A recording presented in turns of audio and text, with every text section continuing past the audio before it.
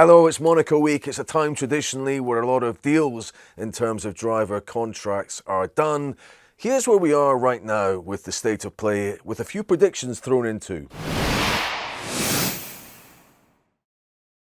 Okay, Red Bull. Well, I think we have to take Max Verstappen at his word that he will stay at the team until 2028. That's what he's saying, so I'm going to keep him there.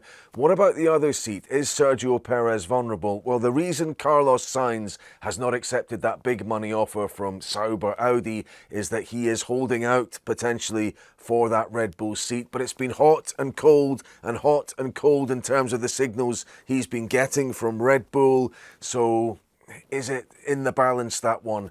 Interestingly, what I have heard is that the point of contact for Sainz's people at Red Bull is not Helmut Marko anymore, it's now Christian Horner. That could be good news for Perez. Perez has been conspicuously supportive of Christian Horner this season during all of his issues. If you had to force me to put someone in that seat alongside Verstappen next year, it would be Perez. Ferrari, that's sorted. Lewis Hamilton and Charles Leclerc. McLaren, also sorted. Lando Norris and Oscar Piastri. But what about Mercedes? Well, if Mercedes cannot get Max Verstappen, my understanding is Kimi Antonelli will have that seat next year. So that means you can discount some of the other names mentioned. A Sebastian Vettel comeback, Esteban Ocon, even Valtteri Bottas. Kimi Antonelli only turns 18 in August. But might he even be in Formula One this year? There is that potential. However, my understanding is he is in position A if Mercedes cannot get Verstappen to be driving alongside George Russell next year. But that one probably not decided until August or September.